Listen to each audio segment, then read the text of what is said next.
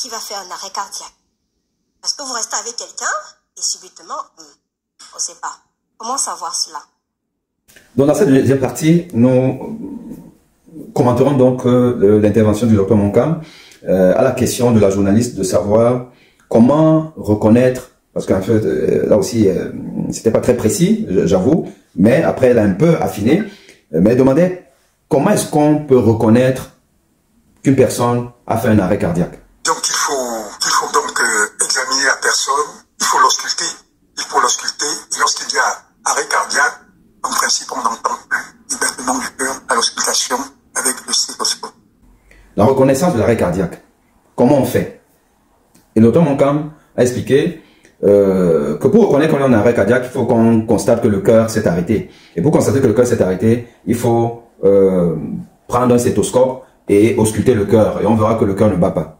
Évidemment, et la réaction de la journaliste c'était fort à propos, c'est le stéthoscope, bon, ça suppose que c'est le médecin, soit on est à l'hôpital, ou le médecin est venu à domicile, mais bon, tout le monde n'est pas médecin, tout le monde ne sait pas écouter le cœur, ne sait même pas comment on utilise le stéthoscope.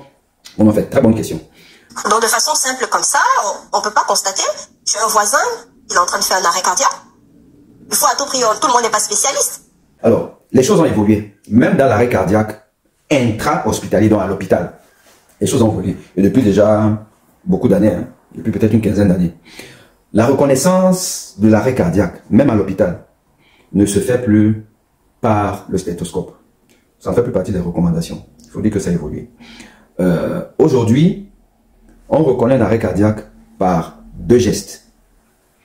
Quand vous trouvez à l'hôpital ou à la maison, vous trouvez un individu qui est inconscient. Vous devez savoir, est-ce que la personne dort? Est-ce que la personne est réellement inconsciente? C'est-à-dire qu'elle a perdu connaissance.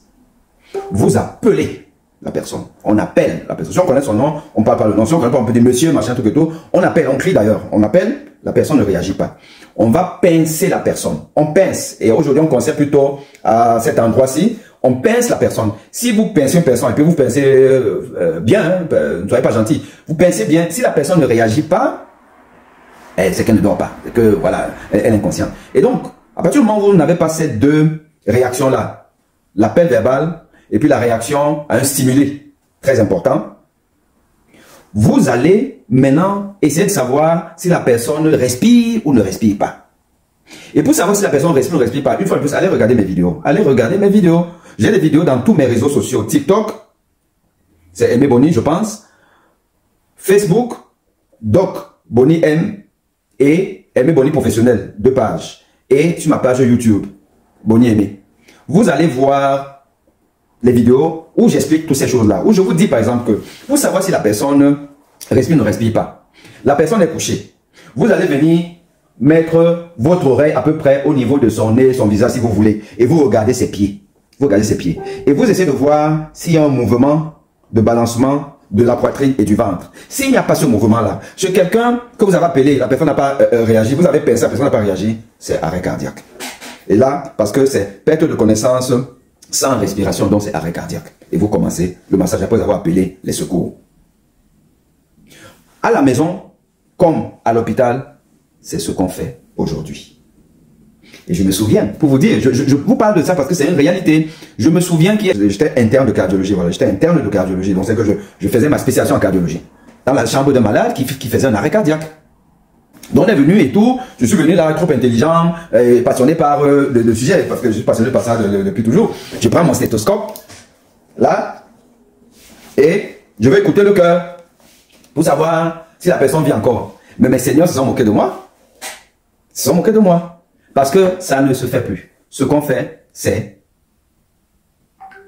évidemment, le docteur Monkam vous l'a dit, et à juste titre, vous palpez là, s'il y a un pouls ou s'il n'y a pas un pouls. Vous palpez là. Parce que l'absence de pouls témoigne soit de la pause du cœur, soit d'un emballement du cœur, fibrillation ventriculaire. Que ce soit la fibrillation ventriculaire ou alors une asystole, c'est-à-dire que le cœur ne bouge pas, une asystole. Les deux entraînent une absence de pouls. Voilà. Mais vous comprenez aussi que même à l'hôpital, parce qu'on peut faire un arrêt dans n'importe quel secteur de l'hôpital, les gens qui vont accourir n'ont pas forcément le stéthoscope à côté. Hein. Le stéthoscope peut être loin, il faut aller vite. Donc, le stéthoscope, aujourd'hui, on oublie. On en a ausculté le cœur. Non, jeune médecin, vous oubliez. Vous regardez, vous l'appelez, ne réagissez pas. Vous pincez, ne réagissez pas. Vous pouvez mettre rapidement là. Est-ce qu'il y a un pouls? Il y a pas, vous ne sentez pas le pouls. Parce que là aussi, vous êtes dans un contexte de stress, on est pressé et tout. Encore, il faut aller, si vous n'avez pas eu l'habitude de prendre le pouls carotidien ou alors le pouls fémoral, ici là, la palpation du pouls, c'est surtout quand on a commencé la réanimation et tout, on veut voir si le malade revient en lui, parce que là déjà il y a des experts, il y a des médecins, on va aller donc palper le pouls. Mais au départ de est-ce que c'est un arrêt cardiaque ou pas,